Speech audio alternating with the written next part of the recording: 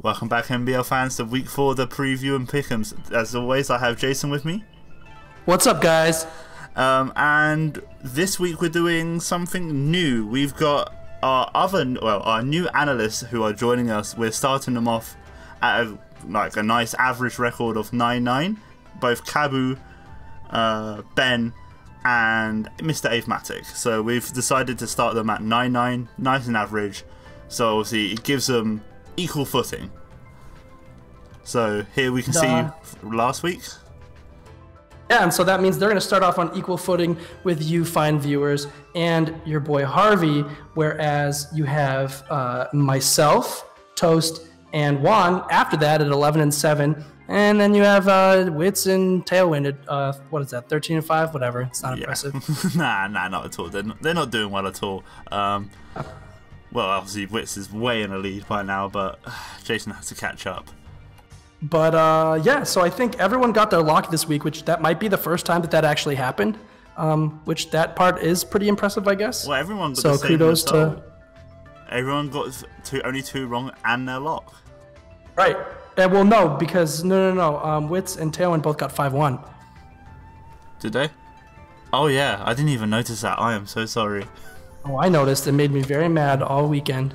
I can imagine. But that's okay. You're a patron of someone. That's why we have you in as an analyst. Anyway, go to right. First match we have Dreamball versus Subs, and we're sorry, Subs. We truly are. No one has faith in you this week. By this, honestly, I didn't expect everyone to pick Dreamball. Loki, I kind of did.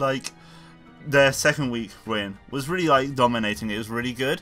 But I don't want to sound horrible, but you can claim it's because obviously Blue Hunnitz is they're just not as up to the caliber as there, and obviously their matchup was a bit more even. It was more of a 50-50 matchup. But this matchup, their team is so well rounded. Dreamball, they've got so many cores, so much bulk.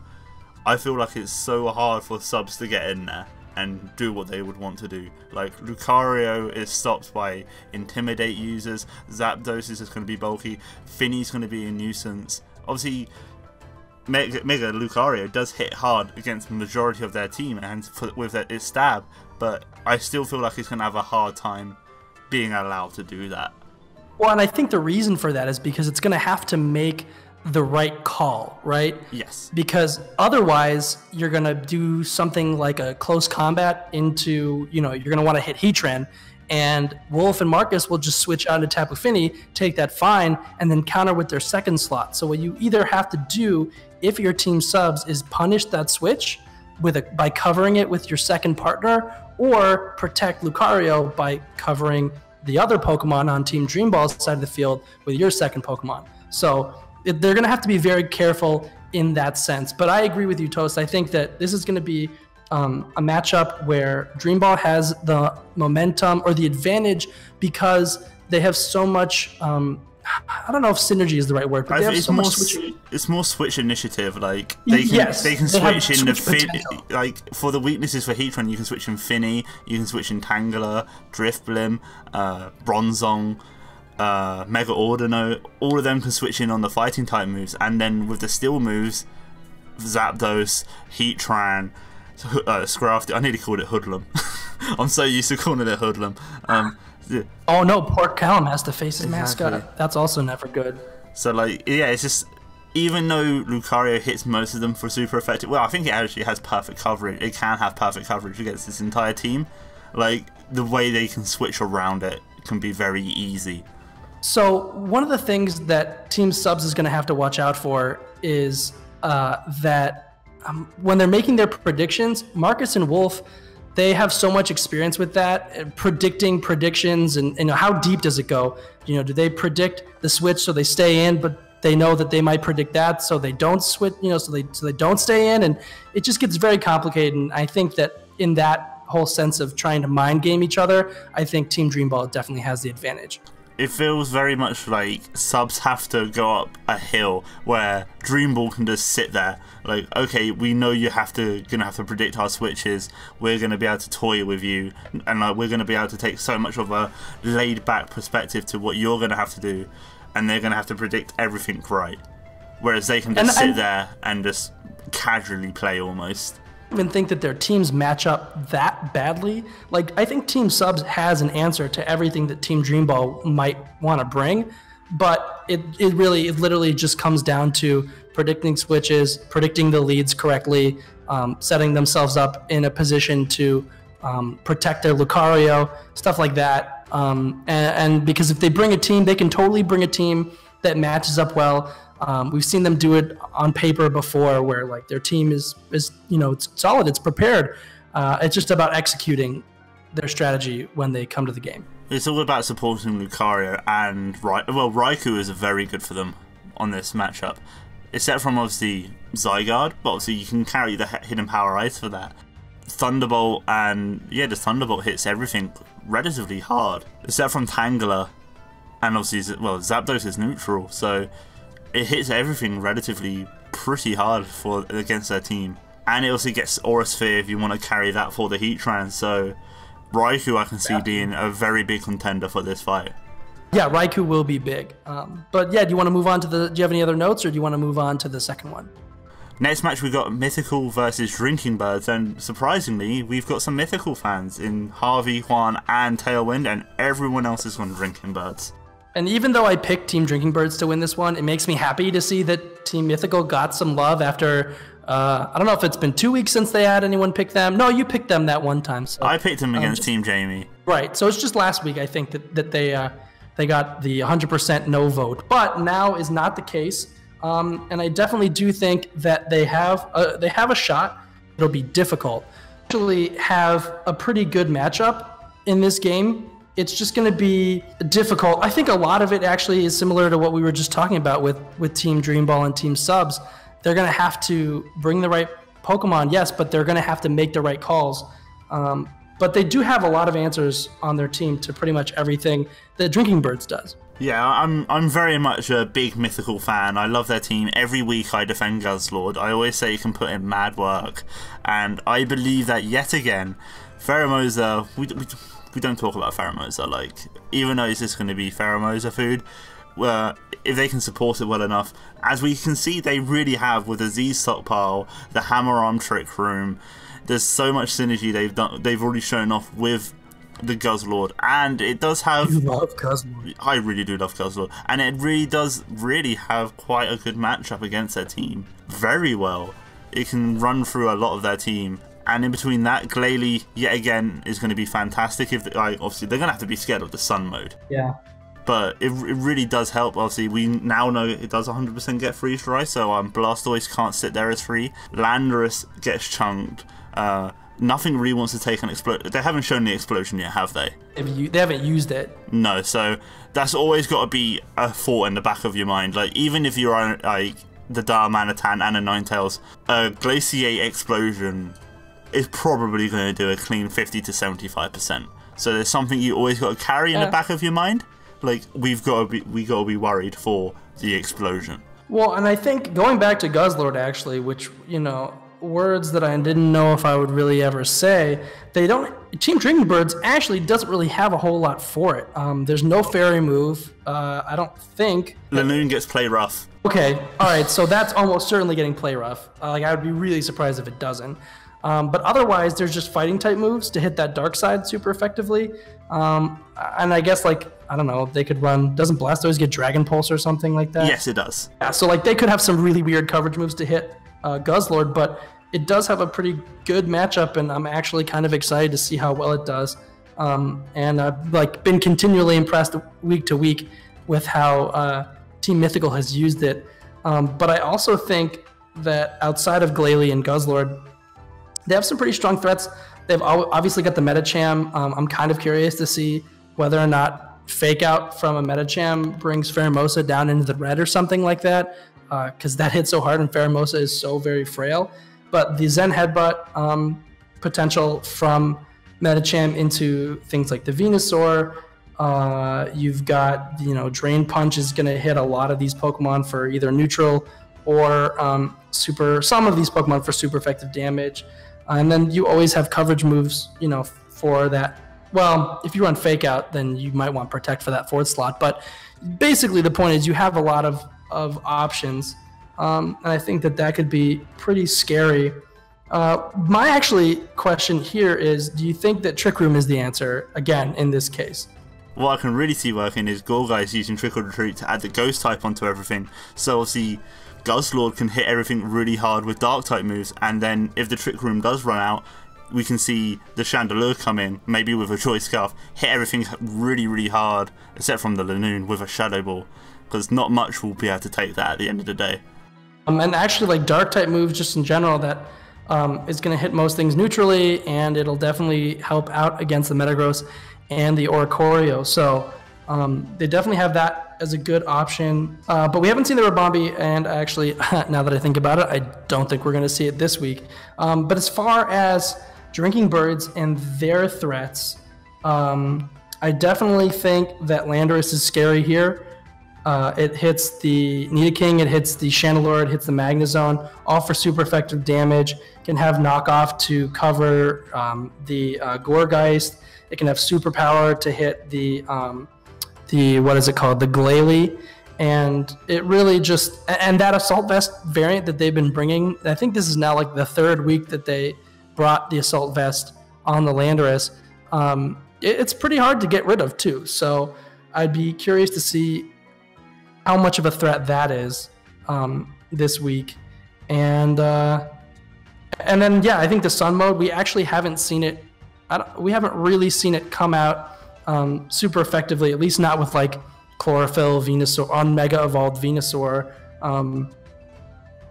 We haven't seen a lot of Sun boosted Darmanitan. We haven't seen any Heliolisk shenanigans, but I actually think that this might be one of their best weeks to go for that mode, and so it'll be interesting to see if they do.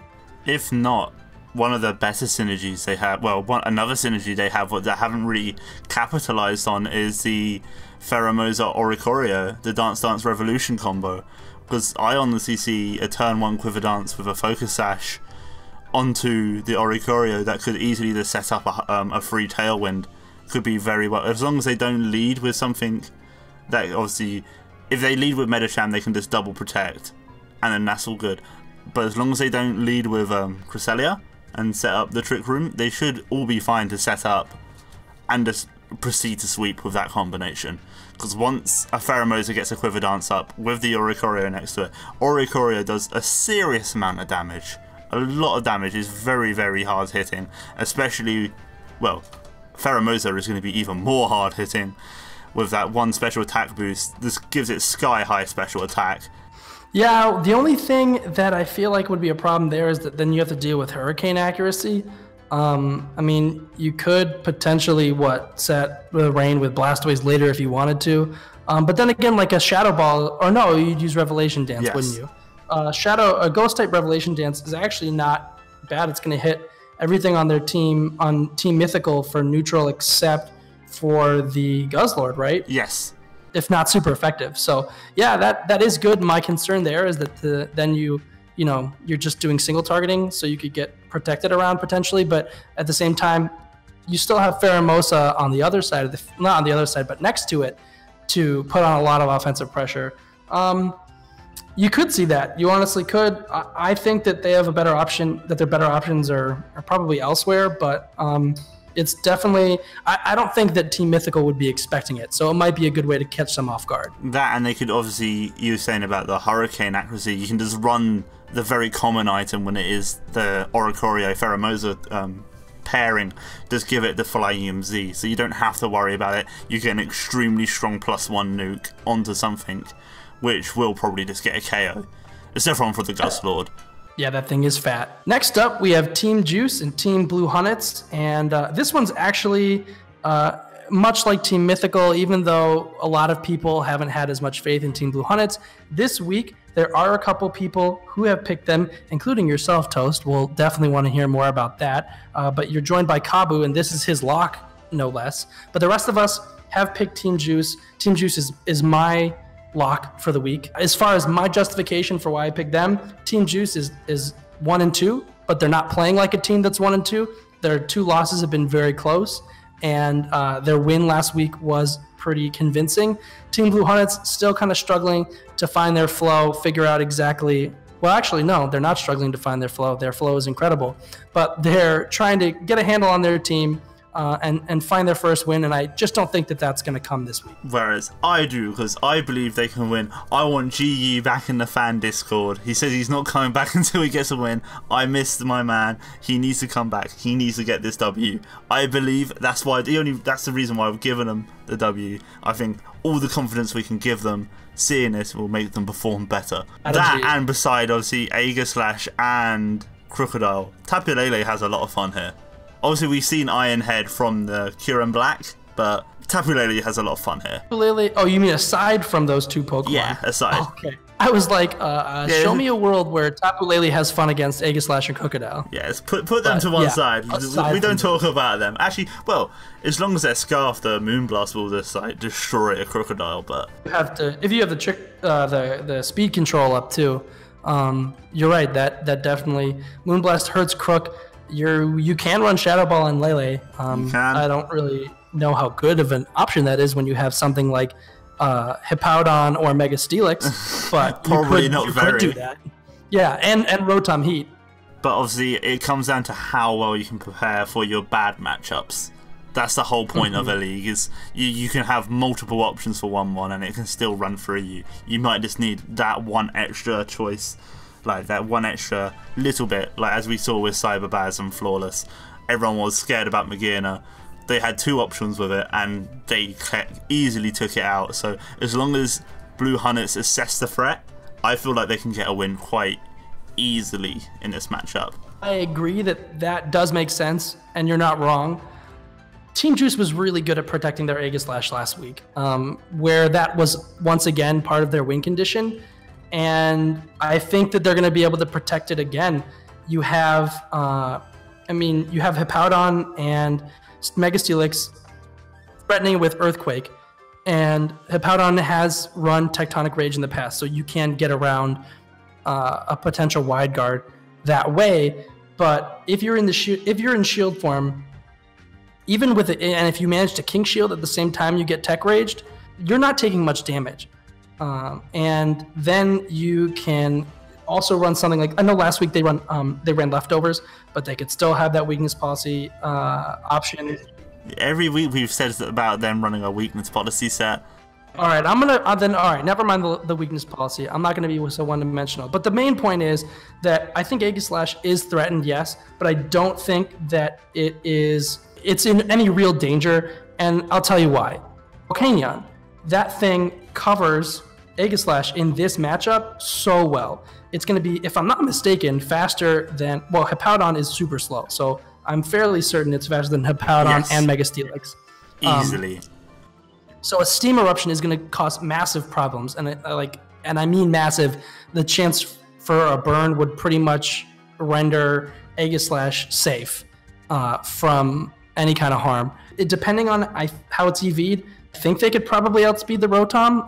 Again, Volcanion, not in VGC, so I'm not exactly sure of its speed stat, but it's a mythical, it's a legend, so I imagine it probably outspeeds. But that's also going to threaten with a Steam Eruption. Then you have to worry about the Sharpedo, because Crunch is not your friend. But you can use King Shield with that to lower its attack if you time it right. So they have to watch out. Team Blue Hunnitz has to watch out for that. And you have options. You have Aromatisse. You could see some kind of Bug Buzz from a Vivillon. You could see U-Turn out of Tornadus. They have options. And I think that if you can handle the threats in Rotom, Hippowdon, Mega Steelix, and Mega Sharpedo, then you can just use Aegislash to handle the Lele, Deoxys, Oranguru, really pretty much whatever's left. I think it's basically going to boil down to a game of get the Aegislash, right? So if they take the Aegislash out, then the rest of their team has a much better time. Tapu Lele can deal with a lot of the rest of Team Juice's Pokemon pretty handily, but if they can't take the Aegislash out, they're not going to have that same freedom, and it's going to cause them a lot of problems. So that's kind of my thought. But one you kind of slept on. His arm might not be swinging like an Ellie kid, but Electivire has so much fun here. It has EQ, so you can do the EQ Tech Rage. It has Flame. It can literally be run special or physical. So like you can have Flamethrower and Tech or like Earthquake just for Like, you can obviously run it both for the Aegislash, obviously he's going to hit other stuff, but you can do it maybe if you think they're going to maybe King Shield, but you might still want to chip it just in case if it doesn't. You can go for the Flamethrower. You got Earthquake for obviously the Volcanion. Thunder Punch, I mean, you could have the electric type attacks for Volcanion too. But like, yeah, we'll see. I didn't even think about. And yeah, electric punch, thunder punch hits Tornadus, Vivillon very well. The fire moves obviously will hit the Vivillon again, and the Chestnut. It just has a lot of moves. It has so much coverage, and I can honestly, if they don't bring it, I'll be honestly surprised because it has a very good matchup against their team. It is a pretty good option. I like it a lot better when their opponent has an electric type Pokemon to take advantage of Motor Drive. But it does still have options here. And I wouldn't be surprised to see it at all. They'll definitely flex it. Like, that'll be one of their, if they don't bring it to the game, that'll be one of the Pokemon that they show in team preview. They honestly have to. I think that, like, they'll definitely want the Lele. They'll definitely want the Deoxys. I guess Steelix actually has a pretty good matchup against most of their team once you can if you can get around the Volcanion, and if you can hit it super effectively before it hits you. So yeah, actually, I might take back. Juice is my lock, but if they get the speed control on their side, I don't know if Aegislash is enough to save them, because that's kind of their only really slow Pokemon. You have Aromatisse, that's also slow, but and you have Chestnut, which isn't really fast, but that's not really enough to protect them under Trick Room. So I think that they're going to have to watch out for that. All Volcanion needs is I am calling it now. Volcanion is going to have a Sugar Berry, because if they'll probably foresee the Mega Steelix weakness, and they just go, well, the slap on a Sugar Berry, we'll be able to live an EQ from them, and then we can just hit back with a Steam Eruption. Easy. Just take it out or burn it, because I know it has a very high chance to burn. So that's obviously, I feel like that's what they're going to do. I know obviously I chose Blue Hunnitz, but I honestly feel like that's going to be a very easy way to deal with them. But that plan goes awry if Team Blue Hunnitz just decides to click double Rock Slide. Oh, very much so, but it's just getting into that mindset. I think that will be honestly the play, but if that's not the case, then they can just run the same for the super effective Rock Berry, and they're just going to have to call which one they're going to bring, Rock Slide or EQ. Yeah, it's going to be, they're definitely going to have to pick, or they could just take the damage and bring a Pinch Berry, get down to 25%, expecting to go down, heal up, and then hit them up with a Steam Eruption. But they got options. It's going to be an interesting game no matter what. Very much so. So for the next game, we got Team Flawless versus Team We Disney. And this is the very contested match. So you got Harvey, Juan, me, Ave, and Ben, and the fans all choosing We Disney. And we got you choosing Flawless. I got Tailwind and Tailwind, and they're both ahead. And Kabu. So I made the right. I mean, based on the performance of the other analysts who were in first, I made the right pick. But I tell you what, it does kind of pain me to do this. That's not the right word. It doesn't pain me. It makes me a little nervous because Team We Disney is on fire. They've been incredibly prepared for all of their games. They've won in pretty dominating fashion most of the time. And while I do think that Team Flawless has a lot of good options, it wasn't easy for me to pick them. Whereas it was very easy for me to pick We Disney. I just think they have such a fun time. Their team building has been so much on point. Like Duncan has literally locked away his bad luck for this league. He went, no, I'm putting it away. He's almost like he's taken off his weighted clothing. It's like, right, now you're going to get the unbridled rage of Duncan. You're going to catch these hands, everyone who doubted me, and everywhere at the beginning of the season, everyone thought their team was kind of meh. And now look at it, we just think we can truly see how good it is and how hard it is to prep for. I thought it was meh. I think I didn't realize. I thought it would be harder to play with because they have a lot of single target options. They don't have a lot of spread options, and I thought that would kind of hold them back. But people haven't been able to get a read on what their game plan is. They keep mixing it up. They switch well. They prep well. And hasn't been easy, and it really puts their opponents on the back foot, and that lets them run their game plan without having to worry about being too defensive. And when that happens, their sheer offense tends to overpower them. Yeah, and it's very hard for me this week to go Team Flawless and to say Magirna, because honestly, Team We Disney has some of the best options for Magearna. You can see the Groundium Z, Gyarados, we've got obviously the Landorus, we've got Magmortar. If they really want to abuse Frostlass and use like Z Destiny Bond, they honestly can. I'm pretty sure Hawlucha, a high jump kick, will be able to chunk it pretty easily. That's a neutral attack. There's honestly just got an Heat Wave from Tornadus as well. They honestly got a lot of stuff that can chunk it very well. True. At the same time, I'm going to say one Pokemon, and I just want you to hear me out. Mamoswine. No, I agree. Every week we say like the ice type they have, but obviously with priority Ice Shard, maybe. And the ground type. Yes, very much so. Ground type. That's what's really. The combination of Mamoswine's types has a lot of fun here. Ground type obviously hits the majority of their stuff super hard, and if it doesn't, an Ice Shard or an Icicle Crash is just going to kill everything else. Tapu Koko, hit on the ground side. Landorus, hit by ice. Bulu, hit by ice. Gyarados, I'm pretty sure Mamoswine gets Freeze Dry. Yes. Yes, it does. So, hit by ice. Silvally, depending on what's set, but I doubt they're going to bring an Ice Week or a Ground Week one. So that one's safe. Then you have Tornadus, hit by ice. You have Lantern, hit by ground and or Freeze Dry. Then you have Magmortar, hit by ground. Then you have Frostlass, which, okay, that resists ice, but it's not going to be hitting that hard. You could have your Z Destiny Bond shenanigans, which I actually do think you made a good point. That wouldn't be a bad counter at all to the Magearna. And then you have Hawlucha, which, sure, a high jump kick is going to be very nice on that Mamoswine, but weak to ice. So you didn't really mention that Frostlass is weak to ice, weak to ground even. I don't think it's an ice type. Ice Ghost, not weak to ground? Yeah, of course ice is weak to ground. Have you ever used an Earthquake against an ice type? It's not weak to ground. I am 100% certain of this. Are you kidding? Have I just always thought about something that's been wrong? I think so. I hope Barrel doesn't cut this. Oh, it doesn't. It does not. All right, good. Barrel, leave that in.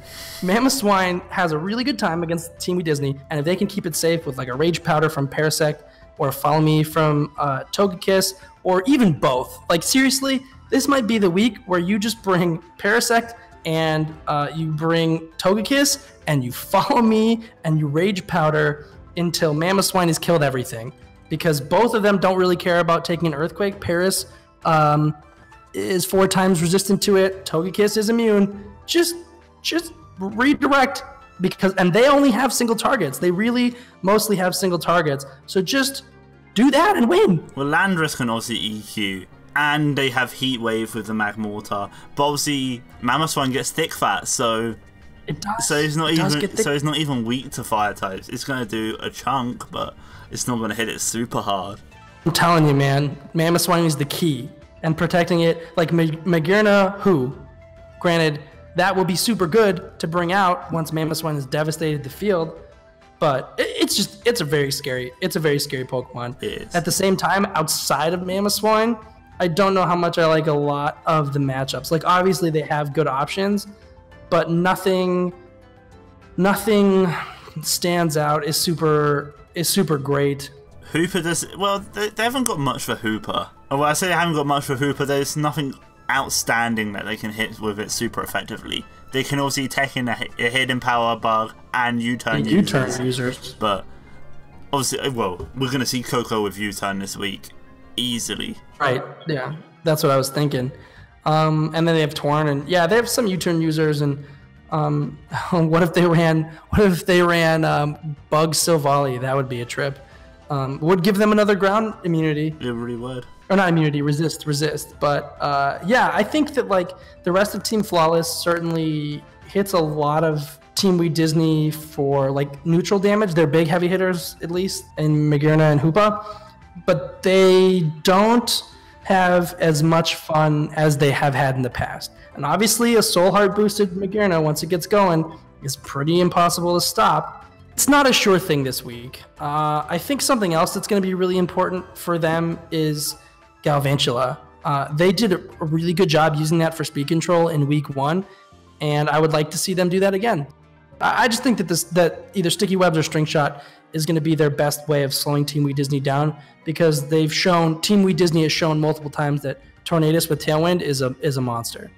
Talking about slowing them down, Howlucha with either the grassy seed or the electric seed, with the unburden boost as they've proven before, I feel like this has another fantastic chance of running. Obviously, they're going to have to be a bit scared of the Intimidate from Salamence, and they can't really do much back to it, but with high jump kicks and acrobatics, everything else gets chunked. Parasect, Serena, Galvantula, Infernate, they all get chunked by an acrobatics. Hooper doesn't want to take a high jump kick, Magina doesn't, Mamoswine definitely doesn't. So they have very good coverage with Howlucha. Well, not coverage, but they can just chunk stuff very well with Howlucha if they play it right, and they can bring it in at the right moment. In that case, like, you're definitely right. I think Togekiss presents a problem in terms of Follow Me because it 4 times resist fighting type attacks, but I mean, like that Grassy Seed or Electric Seed defense boost, which was just inspired. I really did. I loved that. But that is going to help protect it from the Mamoswine that I love so much this week. Ice Shard's not going to be doing much after a defense boost. And it just gets hit in the face with a kick. This is one that's going to be having me biting my nails the entire time, I'm sure. This is going to be the one to watch this week, I believe. This is going to be the closest. I feel like this is going to be the one that gives We Disney the most run for their money.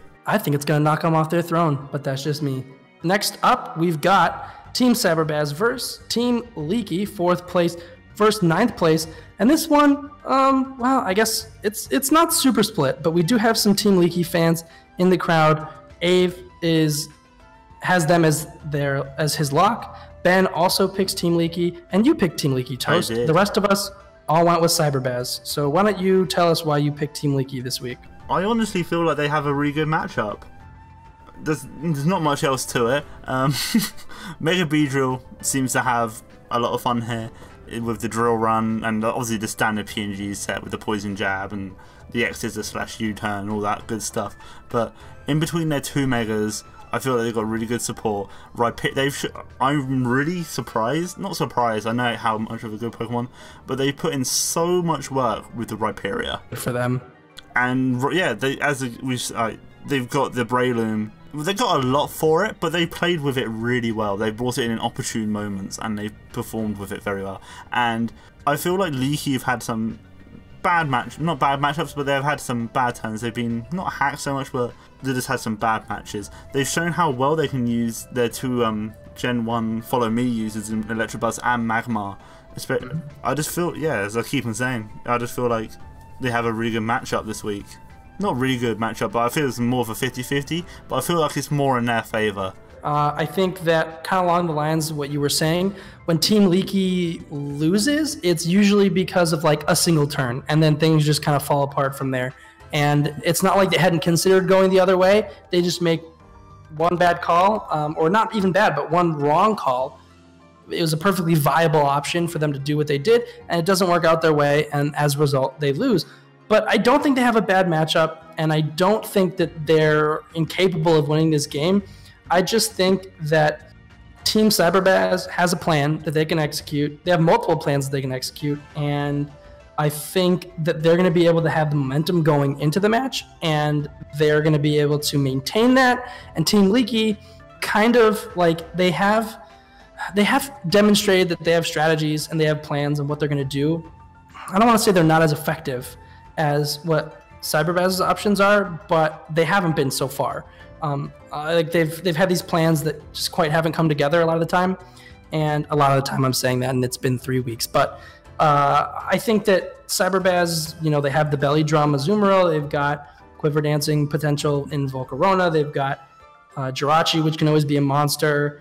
They've got Fake Out support from Raichu and Purloin. They've got Breloom, which can use its Mach Punch to threaten, or its Bullet Seeds to threaten Mega Gyarados. It can put things to sleep with Spore. And you've got Nidoqueen with incredible coverage that actually hits surprisingly hard.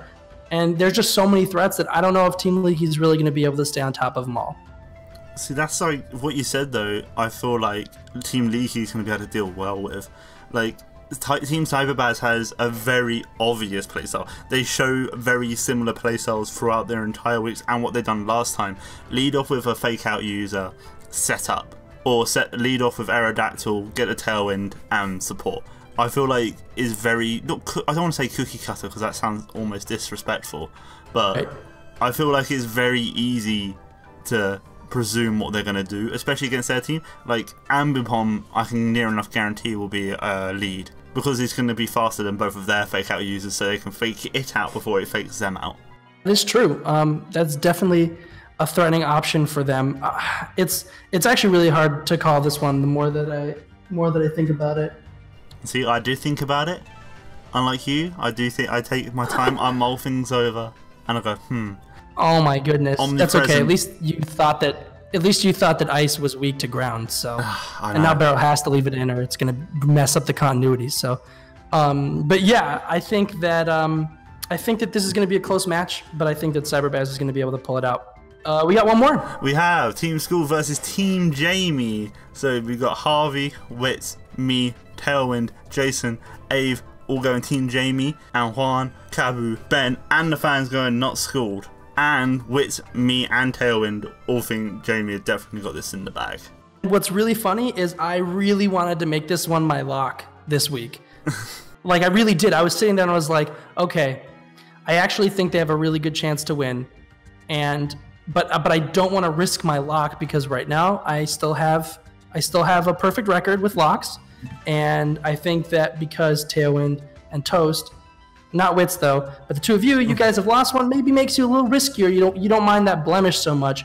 But I was just a little too nervous. Team Jamie is 1-2, not necessarily through the faults of their own, but that Team Not Scald was going to lose this week, especially when you have Envy, who literally hacks everything into an early grave. I don't know what he is. I don't know. It's not even hacks at this point. Something you have to accept when you play Envy. You're like, okay, everything is going to go wrong, and that's just fine. That's just, it's as if that was like an ability. That does make it sound like Team Not Scald hasn't been playing incredible, hasn't been prepping super well.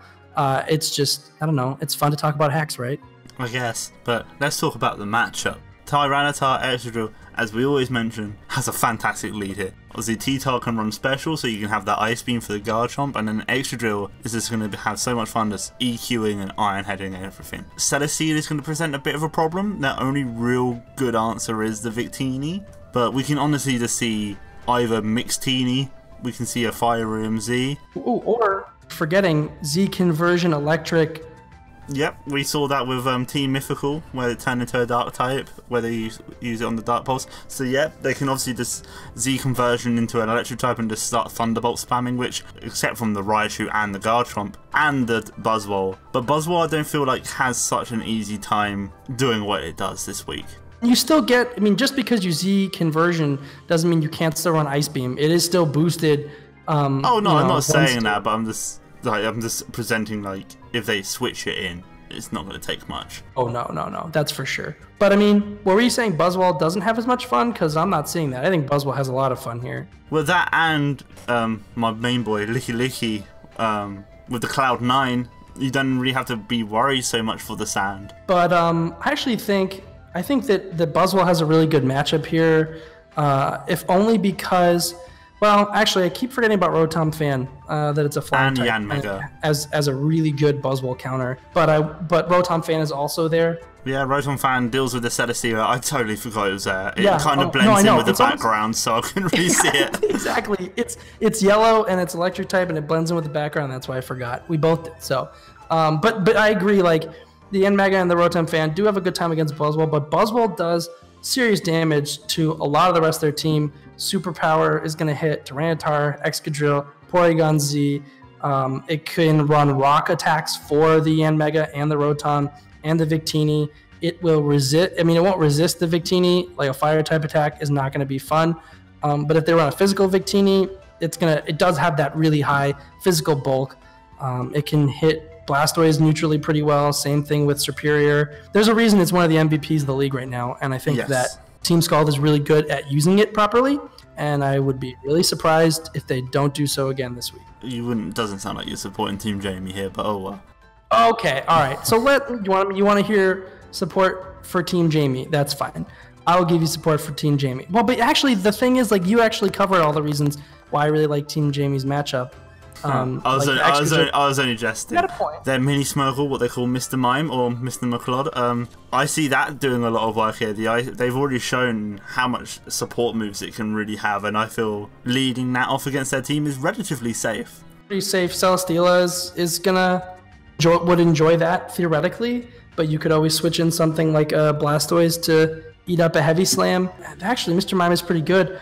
I kind of wouldn't be surprised if this is a game where a lot of it comes down to who uses their less common, their like lower tier picks better. Yes. Because I feel like their early picks are all really strong and they're all really good against each other and like throughout this whole matchup. But I think the real difference maker is who's going to be able to utilize their low pick to kind of break through that barrier and open up the game. Yeah, I can honestly see Malamar on their side. Superpower hits so hard, and obviously you want to keep on raising your attack and your defenses. Porygon Z is definitely going to take that, as well as Excadrill and Tyranitar. Well, Tyranitar will not be able to take it at all, unless obviously they're Chople Berry, but after you increase your defense, you're going to get hit again, and you're not going to be able to hit it back really that well, especially with Tyranitar. Exactly it. And like while we haven't seen the Comfey very much, I don't know if Comfey is the right Pokemon to bring. I feel like Comfey would be a mon where they can just ignore it. It's just they can just ignore it and just take down the other side and then just make it a 1v2 situation, which we've seen is an extremely good tactic. Yeah, that's actually like probably if there's anything that we've learned, and what we kind of learned from last season, it's that bullying down one side and putting yourself in a 2v1, even if they have 3 Pokemon on that whole side, still puts you at a huge advantage. So that is definitely a viable strategy. Yeah, it's honestly like this game is a little bit hard to predict because I think Team Jamie has so many different modes that they can bring. And Team Scald has also demonstrated that they have plenty of options, plenty of ways that they can lead, sets that they can run, that it's hard to know what these players are thinking because they've been very creative and well, I was going to say very successful. Team Scald kind of winning that one a little bit more with their 3-0 record. But I think Team Jamie, kind of like Team Juice, isn't really playing like a team that's 1 and 2. Yeah, I very much agree. So you ready for closing it right down? So on the screen, you can see everybody's picks and their locks. Screen looks a little bit bigger. Obviously, we want to include the other analysts that we've kind of brought onto the channel. I hope that everyone has a good week, except for Toast, Tailwind, and Wits, because I want to be ahead of you all. Which we know won't happen. That'll be it from us. Thank you very much for watching again this week. We'll be back next week with the preview and pick'ems as always. Jason might not be here behind the curtain stuff. He's going to E3, so he's going to be having a fantastic time. So it'll be me and someone else. So you have to stay tuned for that. So thank you guys for watching. I'll see you again later.